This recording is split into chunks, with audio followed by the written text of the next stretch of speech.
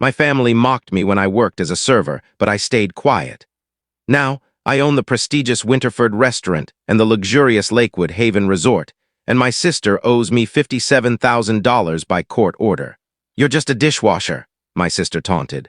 So I sent 3 staff members, ruined $15,000 worth of furniture, and revealed that I own the $4.2 million resort where she works. Greetings, everyone.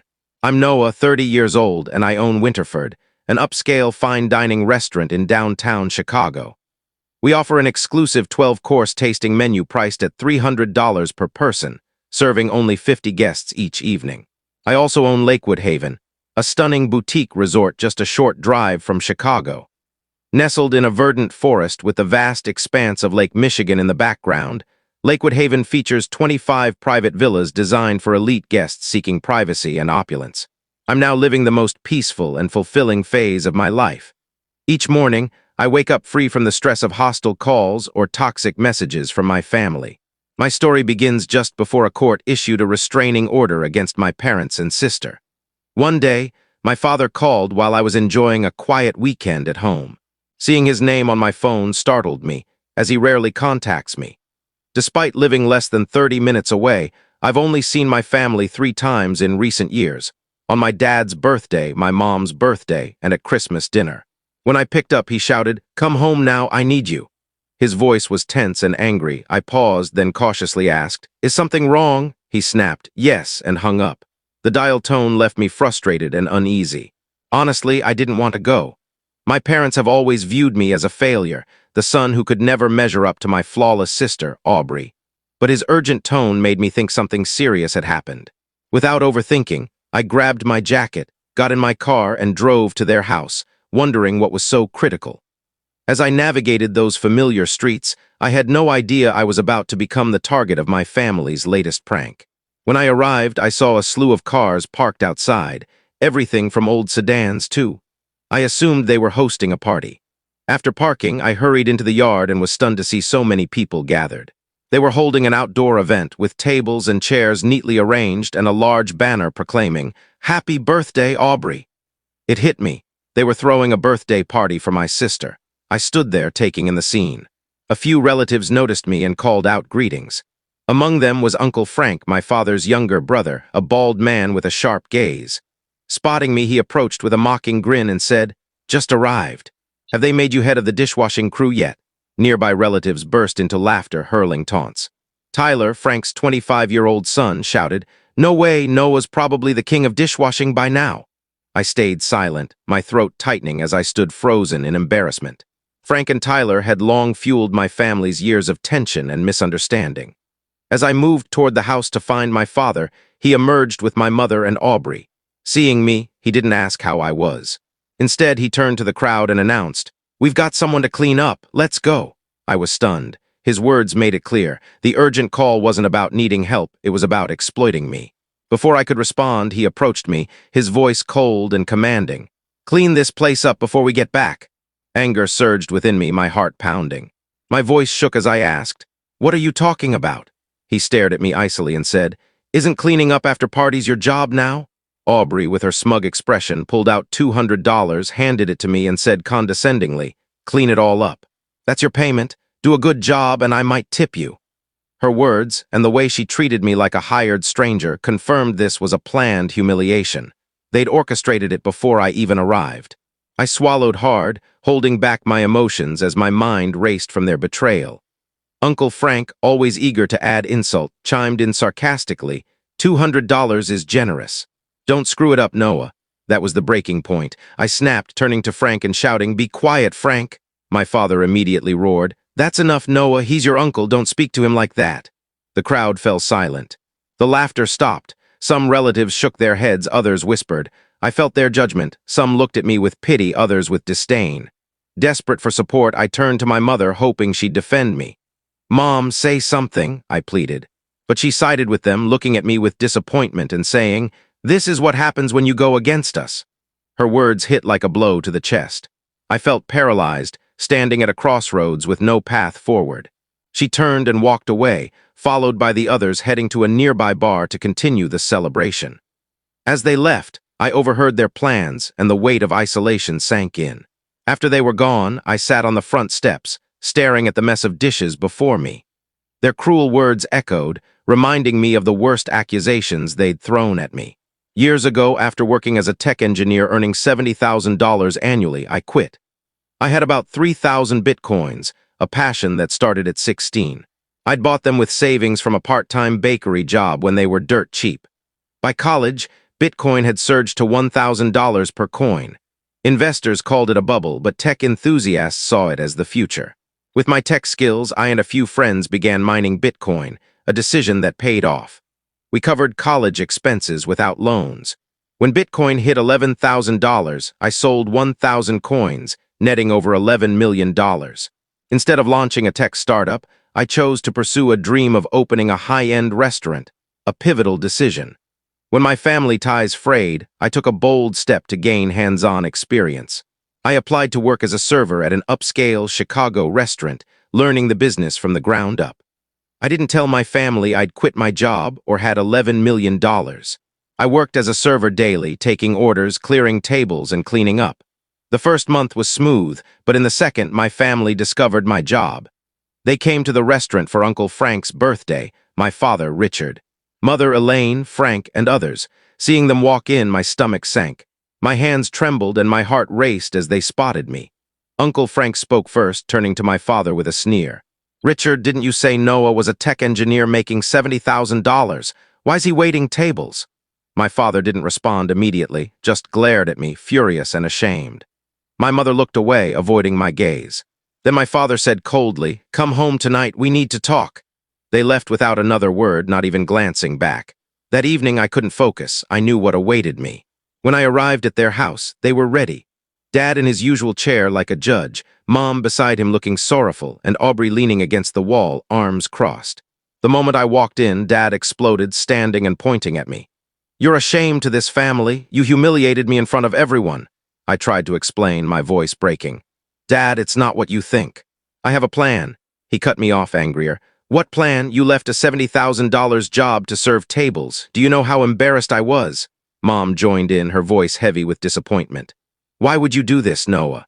What did we teach you to sink so low?" I couldn't take their insults anymore. Standing, I shouted, "I'm opening a restaurant." The room fell silent. Then Dad laughed, harsh and mocking, saying, "You, a restaurant. You're delusional." Aubrey chimed in, her tone superior. "Do you even know what it costs to start a restaurant? Stop dreaming." Mom nodded, sighing. "Son, be practical. Stop this nonsense." Looking at Aubrey's smug face, I declared, "I have $11 million. Is that enough?" Aubrey burst out laughing, as if I'd told a hilarious joke. "If you had $11 million, you wouldn't be cleaning tables," she scoffed. Their mocking laughter filled the room. I wanted to show them my bank account to prove it, my hand already on my phone. But then Dad spoke, his words cutting deep. "I can't believe you're lying now, too." His accusation of lying felt like a dagger. I saw doubt, sneers, and disbelief on their faces. No one believed me, so I didn't show them. I put my phone down, stood tall, and said calmly, "Goodbye." I walked out. That's why I only visited 3 times a year, leaving gifts silently and leaving without a word. I never told them my achievements, and I'm glad I kept it that way. Back to Aubrey's birthday. Sitting on the steps, lost in memories of their cruelty, I was ready to leave and never return. But Aubrey's words echoed, "Make it spotless. That's your pay, do a good job, and I'll tip you." It sparked an idea. A sly grin spread across my face. It was time for Aubrey to learn the consequences of her words. I called Jard, my business's general manager. "Jard, send 3 staff to this address immediately. We have an urgent task." Within 30 minutes, 3 of my restaurant's employees arrived, uniformed and equipped with professional cleaning supplies. I instructed them to collect every plate, bowl, and utensil from the party and toss them into garbage bags, then dump them in the outdoor bins. We weren't done. Every stained tablecloth was discarded. My father's prized oak tables and chairs, collected over years, were hosed down and scrubbed with soap, just like our restaurant's steel prep tables. In the kitchen, we cleaned the microwave inside and out, dismantled and scrubbed the stove, and wiped every cabinet and corner. In under an hour, we made everything spotless, as Aubrey demanded. Staring at the pristine result, I felt a strange satisfaction, picturing her promised tip and their shocked faces. The staff returned to the restaurant, and I settled in the living room, turned on the TV, and waited. When I heard car engines outside, I jumped up, eager to greet them. I couldn't hide my grin as they saw the immaculate scene. Frank spoke first, his tone dismissive. "Well, the sanitation chief strikes again." I laughed genuinely, then approached Aubrey and said playfully, "It's spotless just as you wanted. Where's my tip?" I emphasized spotless. Some relatives chuckled mockingly. One suggested Aubrey give me $10 extra, another said $20. Uncle Don joked, "That work deserves $200. Playing along, Aubrey smugly handed me another $200 with a fake sweet smile. "Good job," she said in a patronizing tone. Holding the two $100 bills, I felt an odd triumph, but it didn't last. My father walked to the table area and gasped, "What did you do to my oak table?" His face contorted with rage. I replied innocently, "Just washed it with soap and water to make it clean." His eyes blazed. "You soaked solid oak. Do you know what that does to it?" Moments later, my mother stormed out of the kitchen, hair disheveled, voice shrill. "What did you do to my microwave and electric stove?" I replied calmly, without hesitation, that I had thoroughly washed and scrubbed them. It was the only way to ensure they were spotless. She stared at me as if I'd lost my senses.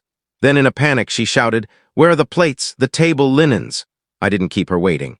Pointing proudly toward the trash bins outside, I said, "All handled just as Aubrey instructed. Everything's pristine." My mother let out a gasp and rushed outside. Moments later, her voice rang out, "Oh my goodness, my fine china, my dishes, they're shattered." She stormed back inside, her face flushed with anger, eyes blazing, and yelled, "You're replacing every single piece." I gave her a slow, deliberate smile.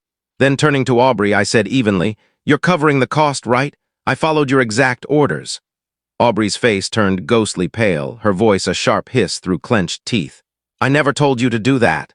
I responded coolly, "Check the security footage. You said to clean everything." Aubrey pointed a trembling finger at me, stammering, You did this deliberately." I couldn't help but feel a surge of triumph seeing their furious expressions. I was savoring every moment of their outrage. But none of us, myself included, could have predicted that a stranger was about to arrive, and that this stranger would reveal my true identity. Just as I was basking in the quiet satisfaction of teaching them a lesson, a sleek black Mercedes-Benz S-Class pulled up in front of the house. The low hum of its engine and its sophisticated design immediately drew everyone's attention. All eyes turned toward it. Aubrey quickly smoothed her hair, adjusted her top, and announced with pride, "That's my boss. He's here to deliver my birthday present. He couldn't make it earlier." As she flaunted the moment, the crowd clapped. Frank nodded in approval and said, "Her boss has real style." My mother muttered under her breath, "With a car like that, he must be someone significant." Everyone leaned in, curiosity piqued. Less than a minute later, the car door opened, and the man who stepped out caught me off guard for a moment. It was Benjamin Cole, the HR manager of the resort I'd recently acquired. He was 45, with salt and pepper hair, always dressed in perfectly tailored suits. I'd met him briefly to discuss reorganization plans. That's when I learned Aubrey worked at my resort. When Aubrey saw him step out, she approached with a wide smile, extending her hand politely. "Mr. Benjamin, I'm so glad you could make it to my celebration." But Benjamin ignored her outstretched hand entirely. He walked past her with purpose, his eyes locked on me. The crowd followed, puzzled, trying to make sense of the scene. Benjamin stopped in front of me and extended his hand respectfully. "Good afternoon, Mr. Noah," he said. I shook his hand and replied calmly, "Good to see you, Benjamin. I didn't expect you here." Still scanning the surroundings, Benjamin asked, "Are you also here for Miss Aubrey's event?" The entire family went still. Aubrey, my parents, and every relative present looked utterly shocked. They couldn't grasp why Aubrey's boss was addressing me with such deference. My father frowned and muttered, "How does he know Noah?" My mother stood there, mouth agape. Frank, confused, whispered, "Something's off here." Aubrey quickly stepped forward to clear things up. "Mr. Benjamin, this is my younger brother. He's just—" But Benjamin raised a hand, cutting her off mid-sentence, which visibly rattled her. After a brief pause, I responded to Benjamin casually, "No, Aubrey asked me to clean up after the party." Benjamin's face twisted in disbelief. "You're serious?" he asked, almost shouting. He glanced around the yard, then back at me, stunned. He couldn't fathom that the new owner of Lakewood Haven had been called to tidy up trash. I smirked and said, "Not kidding. She even paid me $200 and tipped another $200. Look." I pulled out 4 $100 bills to show him. Benjamin stared at the cash, dumbfounded, before letting out a sigh. Moments later, he turned to Aubrey with a firm, commanding tone. Do you even realize who this is? Aubrey's eyes widened. She shook her head faintly, stuttering. I don't know what you mean. Benjamin locked eyes with her and said, He's the new owner of Lakewood Haven where you and I both work. Aubrey's face drained of color. She fumbled over her words. No, that's impossible. He's just a waiter. Meanwhile, my father stood frozen, eyes wide. My mother covered her mouth, speechless. Frank took a few steps back, his face red from the earlier insults he'd hurled at me. Tyler, standing nearby, went pale and avoided my gaze. The relatives started murmuring among themselves. Did he say owner? That can't be right. No, no way. This has to be a mistake. To keep things moving, I turned to Benjamin and said, I'll see you tomorrow at the office. Benjamin nodded respectfully. Yes, Mr. Noah, I'll be there on time. I turned and walked calmly toward the gate. Before leaving, I glanced back and added, Oh, almost forgot. I also own Winterford, the upscale restaurant downtown. Then I got into my car, started the engine, and drove off. In the rearview mirror, I saw them standing there, frozen like statues, silent. Benjamin returned to his car, shaking his head. And honestly, after he revealed the truth, I felt a deep, exhilarating sense of fulfillment, one I'd waited years to experience. I cranked up the music on my car's speakers and drove home from my parents' house, nodding to the rhythm and even singing along. A powerful sense of freedom and satisfaction washed over me. Before heading home, I stopped by the restaurant to see the 3 staff members who'd helped me clean up earlier. I pulled out $400 in cash and handed it to them. They looked at me, visibly surprised. I grinned and said, Tip from the host. My restaurant manager, Jard, gave me a puzzled look and quietly asked, Boss, what went down back there? I shrugged and replied, Just a day to remember. That's all. Then I left them behind, still discussing the unexpected bonus. That night my phone buzzed nonstop, like an alarm that wouldn't quit. My father's number appeared first, then my mother's, then Aubrey's. After more than 10 missed calls, the texts started pouring in. I glanced through them. My father wrote, I'm sorry for misjudging you, son. My mother's message was overly warm. My dear boy, come home for dinner tomorrow. I'll make all your favorite meals. Aubrey's text read, I'm so proud of you, little brother. I always knew you were destined for greatness. Can we talk? Then came a flood of messages from relatives. Apologies, regrets, and excuses galore. If you enjoyed this story, make sure to like, follow, subscribe, and turn on the bell icon so you never miss the next chilling tale.